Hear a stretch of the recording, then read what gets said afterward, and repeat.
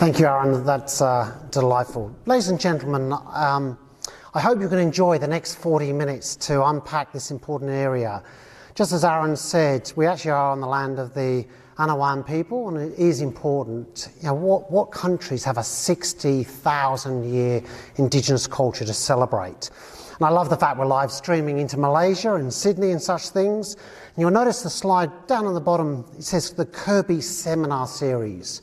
We're very blessed that Justice Michael Kirby, former of the High Court, gave us permission to offer 6 seminars or so each year under his name and his things. And you'll see right at the other end, I'll be giving you some advertising of other ones that you may want to come along and listen to. So what are we going to talk about in this time? And once I start going, it is sometimes hard to stop. Luckily, that's why the live stream will stop, and I both have my lovely wife and also colleague who are both going to go, time, enough. That's when we can do some questions and answers. And I'm also very, very pleased to have a friend, David Munday, from the Regional Australia Bank to say some comments in closing. So we start with an academic criticism, and then we have a genuine banker, but from a mutual who's probably got a lot more heart than a lot of the other banks. That's not meant to be a plug. We're not being sponsored, but it's worth remembering. So what are we going to cover? Let's, with anticipation. Nothing like, so I can work this, it's one more. It worked beautifully in the test. Yeah. So, next one.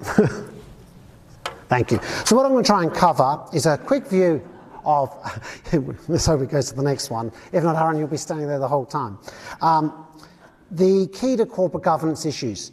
One of the things that you'll notice is that in the newspapers and on television, we often have a range of words that are used, like corporate governance or due diligence or compliance, and they're just words. And what I'm going to try and do is bring that to life. Then we're going to go in to look at the reports. The report itself, this is actually what it looks like. That's 1,000 pages. Myself and many others have had to read and digest into some sort of sense. Now, it is daunting, but my job is to make it as clear and simple as possible. And right at the end, I'll spend some time going through some lessons. What have we learned from this? How can we really make the difference? And what will the outcomes be? What I think is challenging, of course, is we have political elections. And one of those elections happened on Saturday. The other election, of course, is likely to happen in May. And as such, we don't know the outcome. And sadly, politics does play a role in this area, and we need to be aware of those differences. I will cover some of those points. Let's see if it works this time. No. Sorry, Aaron. So, back in 2004, I was doing some work for a law firm in Sydney, and also was sponsored, what's called a sponsored chair by a perpetual trustee. And I'd been involved in the Financial Reform Act in 2001, which changed the way financial services operate. And I was chatting to some young lawyers, and they got really confused over these 3 concepts: corporate governance, due diligence, and compliance. And I thought, well, is there a way to explain it clearly? So I wrote an article which has been reproduced in many languages and right around the world. And in fact, last year I republished it with a 2018 version to bring it up to date. But our students live in such a visual environment. Me talking for hours and hours on these concepts compared to a 6-minute short video with some great graphics is a much better way to go. Now, assuming my wonderful technician Joel has worked everything magic, when Aaron hits the next button, a video should kick in, which should explain all these things by me. Oh, there we go.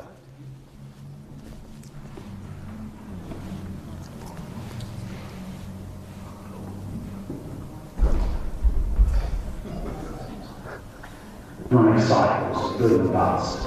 We live in a complex, interrelated world.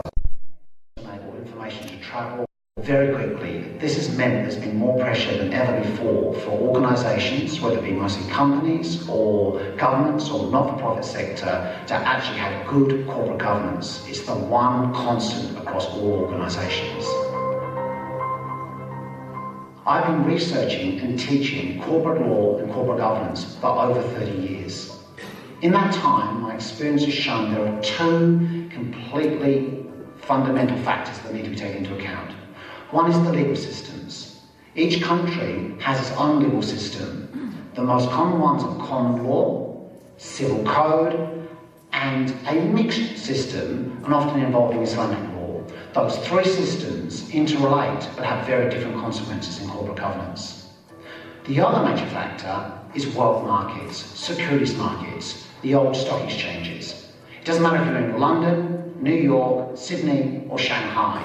Each exchange has a different set of rules, different legal system, and impacts on global corporate governance. One of the complexities for governments, for boards of directors, employees, and other stakeholders is the fact that international or global corporate governance is actually confusing. People often don't even agree with the basic definitions. To explain corporate governance, I've developed a theory known as the three pillars. The three pillars explains the interconnectedness within corporate governance. That is, there's corporate governance, there's due diligence, and then there's compliance programs. These three concepts are all interconnected. Each of them can be broken down into more detail, but for people to understand that corporate governance has three major elements is critical. Corporate governance is also broken down into two elements. They're similar, but different. So corporate social responsibility, or often just called CSR, is a great example of stakeholder theory. That is, the company should take into account the environment, its employees, and other parties. But investors make up a big part of corporations, and they've become really interested in what is now known as ESG, or environmental, social, governance. Both parties are similar, but different, and boards of directors in corporate governance need to understand both concepts really clearly. Corporate governance is also connected to the well-known concept of due diligence. Confusingly, there is actually two meanings to due diligence. One is the traditional external or transactional due diligence, where if you're buying a company or you're doing a takeover, you need to verify all the information to value the goodwill and lots of other factors, and that is known as due diligence. I'm particularly interested for corporate governance in internal due diligence. That is the systematic approach to find out the legal risks and the ways you're going to deal with those risks. There is a 6-step plan to show due diligence. One of the big debates has been around global governance. What does it mean? We can trace it back, in fact, to the 13th century, to the Swiss cantons. But it really started to come in vogue after the 1980s financial crashes and a series of royal commissions around the world in the 90s and early 2000s to try to focus on what is corporate governance. Over the last 30 years, there have been very clear economic cycles. There's been boom, there's been bust. Out of that, companies have raised their share price and their capital to come crashing down at a later stage. This has led to investigations, to royal commissions, to in fact forensic analysis as to what went wrong. One of the things to come out is that good governance plays a major factor. The other is that directors have been asleep at the wheel. I've developed a simplified working definition to really help directors and students understand corporate governance. That is, doing the right thing and doing things right. Australia is interesting in that it uses a fuzzy law to explain certain principles. It's actually called the if not, why not principle. That simply means that you're meant to follow guidelines and regulations, but if there's a reason why you can't, you're legally allowed to explain why you've not done so. In direct contrast, the United States and the United Kingdom and many other countries have gone with black letter law. That is very detailed provisions, legislation this thick, which has to be worked through in detail. What we now know is there is no one right way in corporate governance. Scholars around the world have been asking two big questions. One is, what is the role of corporate governance? And two, what is its impact on the share price of an individual company? But it's even more complex because it's linked to corporate failures. It's linked to the way economies work. There is evidence that good corporate governance will slightly increase the share price. However, there are many other factors, economic cycles and product development, that will change that share price as well. However, there is international overwhelming evidence that good corporate governance produces sustainability. A company will be around a lot longer if they have good corporate governance. The primary responsibility for setting and implementing corporate governance is held by the board of directors. We all know that the board of directors, their talents and their skill set will have a major impact on good governance into the future. Please come and join me to discuss the complexities and intricacies of international corporate governance. I'm Professor Michael Adams. There we go. And rather than a technology answer, I've gone with a human answer to my slides. And Sophie is actually our president of the Law Students Society here at UNE. And lovely to have you here, Sophie. Thank you. So it's interesting, one of the things you pick up from the video is that these royal commissions go around in 10 to 15 year cycles. So sometimes we're a bit slow at learning from change. There is change. Back in the 1990s, some of you will remember WA Inc., the Tricontinental stuff, State Bank of Victoria and South Australia, they lost about $1.7 to $1.8 billion each. Then in the 2000s, HIH Insurance lost nearly $5 billion. These are large amounts of money.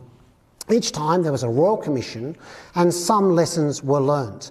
In fact, Justice Neville Owen, the Commissioner for HIH Insurance, had a whole chapter on corporate governance. And he said, and these are quoted from chapter 6 of page 101, that corporate governance is not a term of art. That simply means it's not exact, it's different. You know how we all say, I like that art, I don't like that. You know, that individualisation is part and parcel, but we know what is good art. And then, as I said in the video, responsibility rests with the board. They're the ones who have to steer the ship, even though they have many people beneath them. But there's a fear in governance that you'll drift to a ticker box, a mere compliance model. So you don't really find out what's going on. As long as somebody can tick that it's been done, then it's all got to be good. And dare I say, that's what we've really noticed. Sophie, if you actually click, and sadly they're going to come up one at a time, so if you fire through them, there's a quick little history, and all these things, by the way, in writing. If you're really interested, I can give you the paper. So if you just click and click and click. You can see 1932, the theory, we've mentioned the Cadbury report. Stop at that point. Then we have been building up to these changes over the last decade or so, and then the most recent one more click, and we have the current Royal Commission. So the next slide is just what we call a holding slide to talk about the Royal Commission. I've already shown you what its different. So let's get into the detail. How did it even come about? Next slide.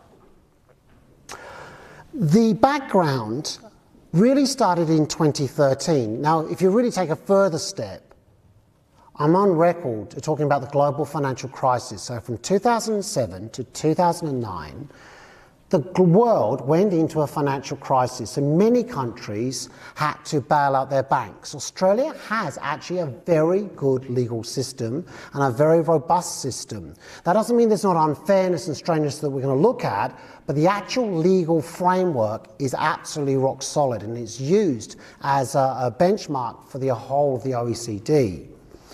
However, it's my belief that as the banks, with their guarantees from our government, our federal government, that they became a little too arrogant. Aren't we fantastic? We've survived the GFC. We can do anything.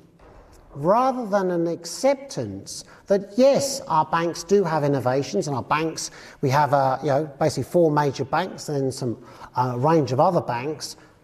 The problem really was that they had lost that will to really do the right thing. The cultural gaps started to rise in a great way. In 2013, the cracks started to appear with some problems around CBA and its financial planning arm in particular. That led to a Commonwealth Senate inquiry. During that inquiry in June, there was a call for a royal commission. Remember, a royal commission is the most powerful investigative tool that is in the armoury of any government. It is a very powerful method of research. It's very expensive, but incredibly high quality. In 2015, NAB and IOOF both got caught for some particular securities transactions known as a boiler house operation. And as we know, in the background there was politics going on. One party didn't really want to have a royal commission, one did, and everybody in between. Then there was a breaking in 2016 in March that the ANZ Bank in particular, with some other banks, have been doing some rate rigging. So in the money markets they've been doing some things which Westpac ended up being held particularly liable. Many other banks actually accepted their liability and did an out-of-court settlement. Then in 2017, and if I had more time I would go into a lot more depth, AUSTRAC, which is the people who monitor basically every cash transaction above $10,000 to make sure it's not being funded into illegal entities, cartels, mafia, etc., or even worse than money laundering, of course, into terrorist organisations. Well, the Commonwealth Bank came up with some new technology for their ATMs which enabled them to process cash a lot quicker. But when you go to open a bank account, you're asked for a 100-point check and you're made sure that you are the person opening that bank account. Well, all these bank accounts were opened, hundreds of thousands of dollars in cash were put through ATMs, and within 24 hours they were siphoned off to other jurisdictions outside Australia. The red flags in their compliance systems were going off left, right and centre. But CBA was so terrified to lose its commercial advantage that it basically ignored it. The warnings were there, but as it went up the chain of management, they ignored it. When AUSTRAC finally used their powers and found the 53,000 breaches, including a number to terrorist organisations and certainly a lot of money laundering, the Commonwealth Bank, to give them credit, actually decided to do something about it. They worked with AUSTRAC to create a best practice to make sure it didn't happen. Now, it took them some time to get their act together, but I think it's very fair to say the CBA did learn from that particular mistake and actually send a benchmark for the future. So they can learn through adversity. By then, the political momentum to appoint a Royal Commissioner. Justice Kenneth Hayne is one of Australia's former prominent legal scholars. He is very much a clear, strategic thinker. He's certainly no one's fault. To be honest, nobody gets to the High Court in that sort of role without doing so, but he is well known for his skills. And if you remember the photographs of him meeting the Treasurer, that reinforced how he really feels about politics and the law being completely separate. So Justice Hayne was given a very short time to do an investigation, and it was our first Royal Commission to have live webcasts, which is something that is quite new and innovative in that context. During, and I'm going to come into a bit of detail of this, during the Royal Commission, the approach taken was quite different. And this is really important. If I can talk about the lessons from the Royal Commission, we've got to understand how they went about what they did. Most of you would have seen on the news Rowena Orr, Senior Counsel, assisting the Royal Commission. So she's one of the barristers who basically got to ask the questions and watch those CEOs squirming while Justice Hayne sat there listening very cleverly. Now, the famous quote for lawyers, particularly barristers, is you never ask a question you don't know the answer to, because you don't want to go down alleys which you don't know what's going to happen. So Rowena Orr and her team had actually used a system that we put in place in 2001 called breach reporting. Now, some of you I know listened to me on 2ARM, the local community radio, on Friday when I actually explained this on radio, which was a great honour to do so. But the analogy is very simple. If you drive through the two sets of traffic lights in Armidale, doesn't matter which one, and let's say it's a bit amber turning red, most of us probably would carry on driving. If, of course, you went through a red and there was a camera that flashed and there was a police vehicle in the vicinity, then maybe you know you're going to have a fine and charged. When you go through that amber, your conscience should probably tell you to go down to the police station and say, sorry, I actually broke the law. Yeah. Well, if you're a bank or a financial holding, what is called breach reporting, if you believe the law, and we're talking Chapter 7 of the Corporations Act, I never sleep without it. This is the Corporations Act. So Chapter 7 is the bit dealing with financial services, which is approximately that thick. It's a big chunk of this Act of Parliament. Chapter 7 imposes a duty for you to report. So the government, through its regulator ASIC, has a big book of where people have potentially broken the law. So if you're investigating the conduct of banks, doesn't it make sense to go through that register and go, oh yes, on the 12th of August 2015, you reported a little breach.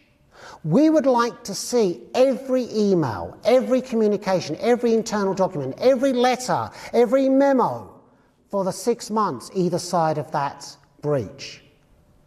You've got to then hand over all these documents. And in it, of course, you've got all the advice saying, oh my goodness, we broke this law, this, let's just tell the regulator this much. So you've now just handed the other side everything they need to know. So when the poor CEO or compliance officer there, Rowena Orr, and she did it beautifully, was able to say, so, in the email sent blah, blah, blah, and you're a sitting duck because they've got the hard copy right in front of them. And with modern technology, we are talking, by the way, millions of documents, but the modern databases and artificial intelligence was able to get them down to chunkable size. That's why it was such effective television, but more importantly, how they could get to the heart of the most serious cases. Does that make sense? So, and that was very different methodology to what had been done in the past. AMP, I want to disclose, when I first came to Australia, actually my wife used to work for AMP when it was a mutual. I worked, actually I had an offer of a job at AMP. In the end, I decided to go to UTS and didn't actually start at AMP. But I loved AMP. AMP was trustworthy and safe.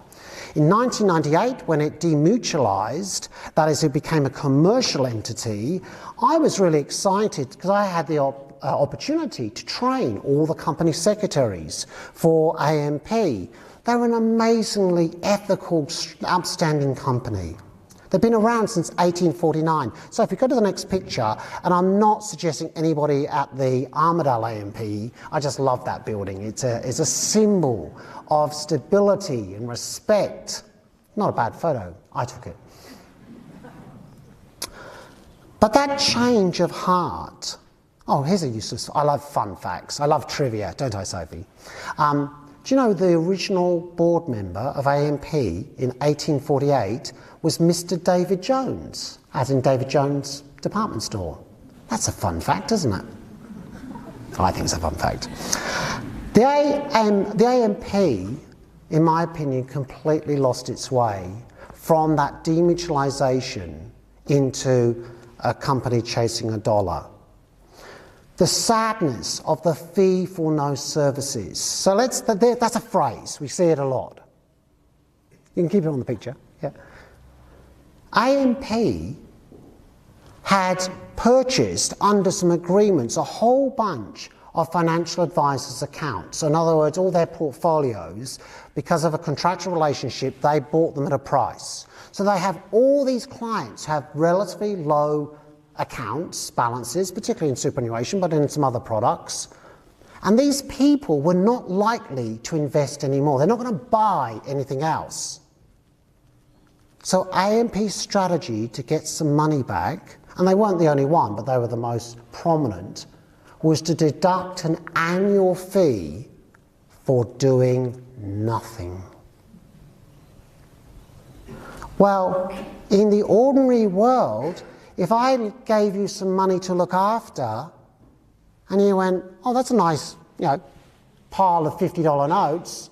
Oh, I might take one for myself because I'm looking after your money. Well, wouldn't we normally call that stealing? Is that not theft or embezzlement? But much more importantly, even beyond the money, is the trust and confidence of those people. They expected AMP to look after their funds and not charge. And in fact, one of the things... Now, AMP has been punished. They've lost $1 billion in value. They're now ranked only at number 65 out of the ASX 2000. They are still worth 6.5 billion, but just do the maths. If they've lost $1 billion, that's a big chunk of value to lose. The CEO, Craig Miller, he had to resign in April 2018 because of this. Catherine Brenner, a very well-respected chair, she had to resign a week later, and they're still now in that process of rebuilding. I would not want to suggest AMP is inherently evil in any shape or form, but I think it's a great example of a company that lost its way, and it will have to work hard to rebuild its trust. And as I said, I feel a personal degree of angst that it could happen to a company like AMP. The next slide shows the outcome of the interim report. Justice Hayne has a great way of getting back to basics. He said basically, there are 6 things you have to do, and if you do these things, and by the way, he was talking about financial services, but they actually apply to the whole industry and many other businesses. Obey the law. Can I suggest that's a duh? But do we really have to tell financial institutions you've got to obey the law? But actually it appears that some of the entities literally felt they were above the law. That's a very dangerous place to be. Secondly, do not mislead or deceive. We have huge consumer laws around misleading, deceptive conduct. It's obvious, but you'd be amazed how many times, across a lot of businesses, I'm focusing on financial services, that occurs. Be fair. Now there's a concept. Now there is what we call an inequality of bargaining positions. That is, the bank is worth billions, and you're worth, you've got a home, maybe $1 million, with your super, maybe $1.5 million. Is that a fair bargaining position? The answer is generally no. So the law says, hey, you with the muscle and the power actually have to show some reasonableness to the other party by being fair. Here's another surprise. Provide the services in a fit and proper way, for purpose. I give money to AMP and others to look after, invest appropriately, and you charge me a fee by doing nothing. How does that fit in to fit for purpose? Deliver with reasonable care and skill. We sometimes can't control what Donald Trump says in America, or we can't control Brexit. That's outside any bank's, any business's control. So in other words, if things happen because of that, that's outside your control. But you can control many other things, so be reasonable. And then lastly, there is a trust relationship. So the concept is you're acting on behalf of somebody else, put their best interests forward. That's what you should be doing. The next slide is a Venn diagram which I love. I actually drew it in 1992 as part of the Chartered Secretaries course, and it's been in my books ever since. And Catherine Gordon, you'll be very pleased to see LexisNexis is getting a plug there. A very fine publisher. If you want to buy a really good book, actually I don't even have it with me, just see me, or see Catherine. Catherine, I should disclose, is from LexisNexis, so, and a good friend. Basically, what this diagram is showing is that if you're a director or an executive of a business, you have 3 lots of duties. The common law is the old case law. You've got to act honestly and fairly under the common law. Equity is simply you're in a trust relationship. You can't take advantage of people. You've got to act in their best interests. You've got to avoid conflicts of interest. And the top circle is reflecting if you step out of line where you're dishonest, there are criminal sanctions that flow. Of course, my interest, and for the scientists in the room, where they intercede, that's where we start to get exciting. So the common law is reflected in section 180, and then there are other penalties, which I will unpack a little bit more.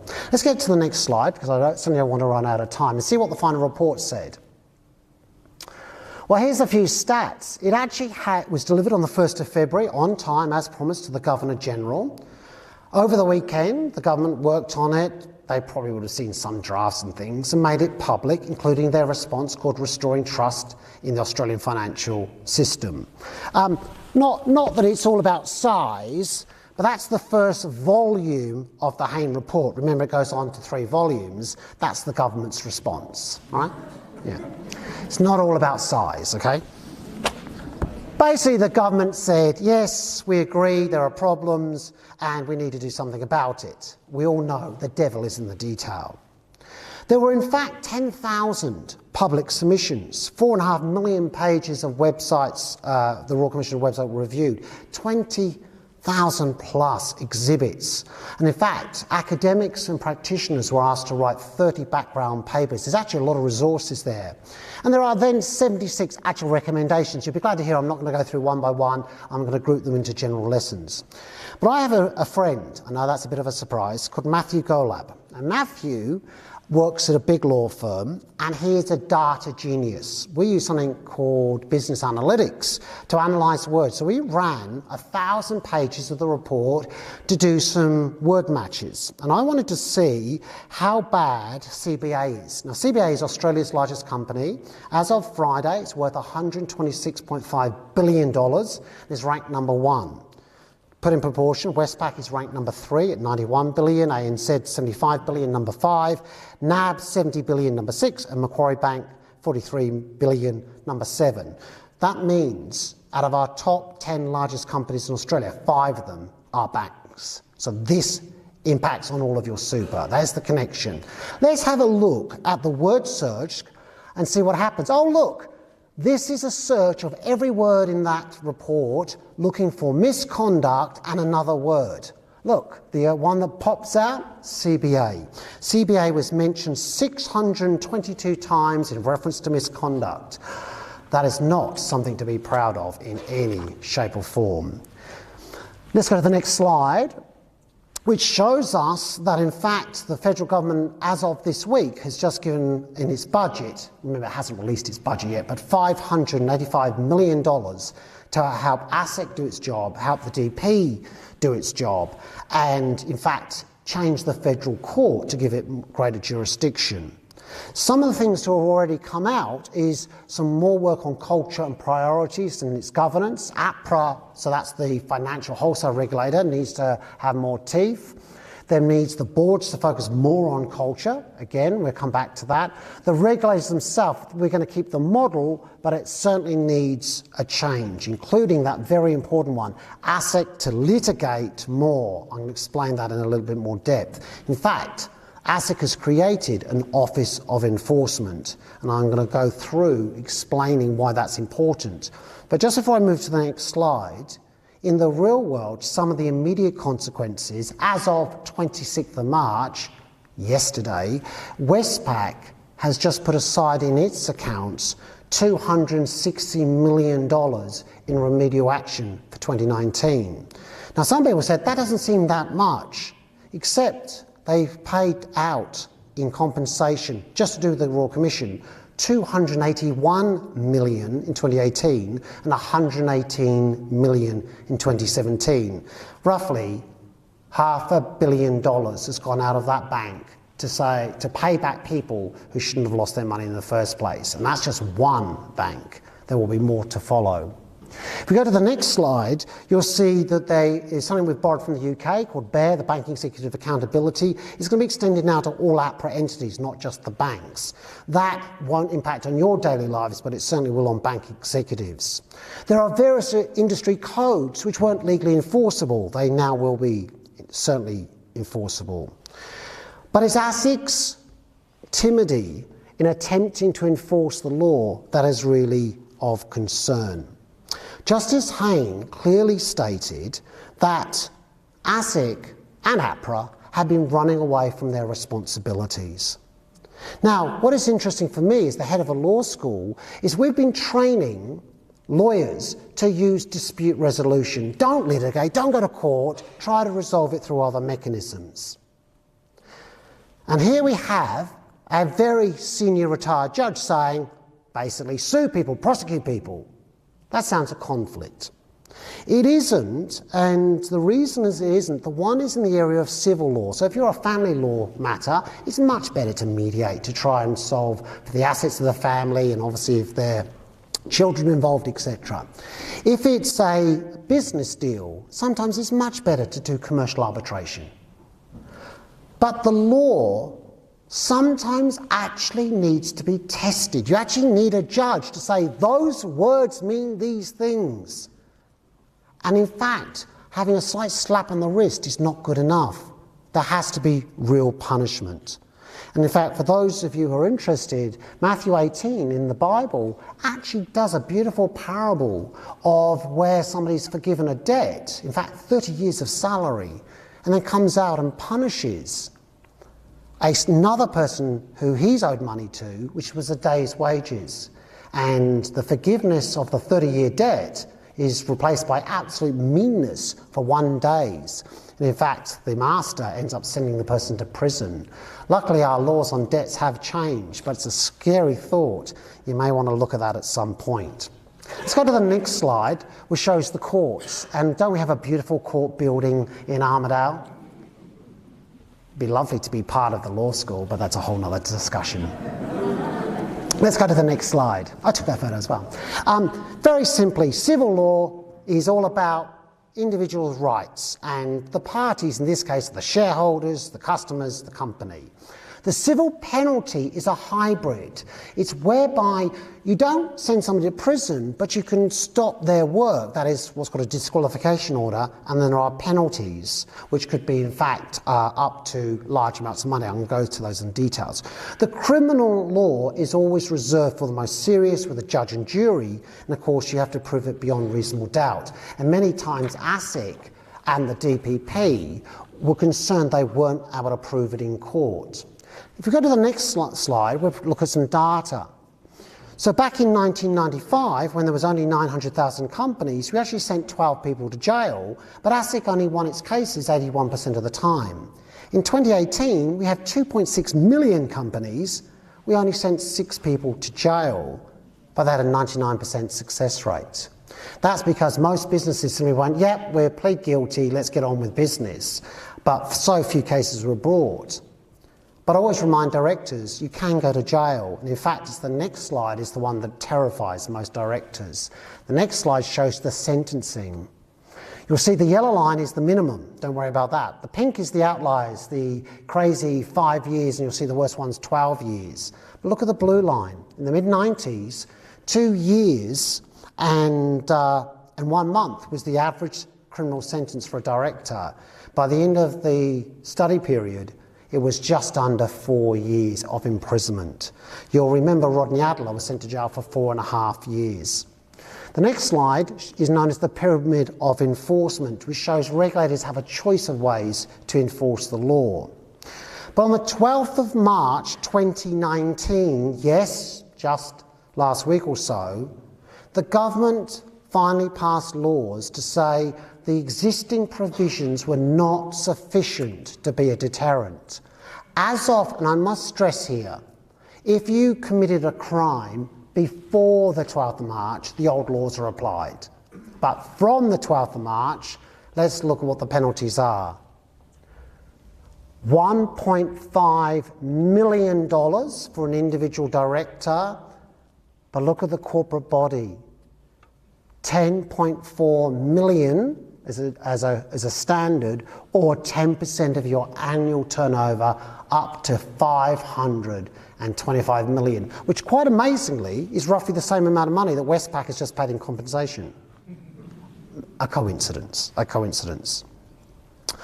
The last one is probably the most terrifying. I don't know about you, 1 day in jail will be long enough. 5 years will be terrifying, which was the old provisions. I should have said, by the way, the individual penalty used to be $220,000 and the company $1 million. So these are huge, huge increases, but 15 years imprisonment. I've tried to avoid giving too many sections, but there's one that I really want you to know about. It's called section 912 capital A. The reason I want you to know about it is because I was involved in helping draft it back in 2001, and one of my frustrations was the government of the day did not put a penalty behind it. Now, after the 12th of March, it has a penalty. This section actually connects the licence a financial institution has, known as an AFSL, which has, whether you're a stockbroker or a bank or a mortgage broker, whatever part of financial services, this section says what are the minimum standards. And it's great to have minimum standards, but if you can't enforce them, they become worthless. So we click to the next slide. I haven't done the whole section because I think it's only the first one we need. Section 912 capital A, subsection 1, paragraph A. If you want to come to law school, you get to learn some lovely numbers. You have to do all things necessary to ensure that the financial services covered by the licence are provided, and these are the three words, efficiently, honestly and fairly. Does that not sound reasonable? If people just did that, we would not have the issues that we have. As of the 12th of March, that is legally enforceable. I've got about a minute to go before questions. I'm going to bring out some general lessons. We go to the next slide. We notice that the laws themselves are in place. We're going to see some changes around credit legislation. I note farm debt. I actually have written a little bit about this. The 4 recommendations relating to agricultural loans, I have to say I fully endorse. A national mediation scheme is needed, and I can expand it a little bit later. The fact that experienced agricultural bank managers should be required to be used in negotiations, and that obviously foreclosure should be the absolute last resort. That we all understand drought and natural disasters like far north Queensland with its floods, it needs a reasonable approach to those loans. There's also some questions around valuations of land. All of them are very smart. If we go to the next slide, I've already explained a little bit about fees for no services. The banks, by the way, blamed poor IT systems, what we call legacy issues, the way it used to be done, and the judge said very clearly, their excuses. It was greed. It was remuneration-driven decision-making. And poor quality advice, and people just not doing as was required. If I get a chance a little bit later, happy to expand on superannuation where there's an overlap of laws. It's quite technical, but I think it's worth doing. Next 2 slides. Bang, next one. Yeah. Corporate culture, great subject, way outside my time, but I want to introduce a new word to you that you may or may not have heard of. Back in 1984, right down the bottom, there's something called the Amadio family. They were the first case in the High Court dealing with the concept of unconscionability, doing something, which was a bank, against an Italian migrant family who didn't speak English, didn't understand the documents, and the court ripped up the documents and said, that is unconscionable. Well, if you watch the Royal Commission, and Mrs. Flanagan did exactly the same thing. She was forced to sign a document, she was on a pension on behalf of her daughter. She didn't disagree that she would pay the money back. She just didn't want to be kicked out of her home because it was the only place she had. And the judge also, and then Westpac finally agreed to compensate. 2 more slides. How long will it take to change? I think the answer is 2020 and 2021, where most of the changes, although it's worth noticing that ASIC has been given its greater powers. My sadness, and maybe there'll be some questions on this, is around mortgage brokers, which both parties originally agreed to remove over a staged period. The government appears to have backflipped. A perfect example of capture theory. I need a lot more time to explain that one. Should businesses be concerned? Should businesses be concerned? Legally, things don't really change. Clients certainly need to be aware of bad practices. There is a power in social media, and those 6 principles I discussed, including honesty and integrity, focus on disclosure, avoid conflicts, will generate success. We certainly need competition in the marketplace, and I think technology will start to provide that. And we are beginning to notice banks coming out of their integrated models, which had some inherent conflicts.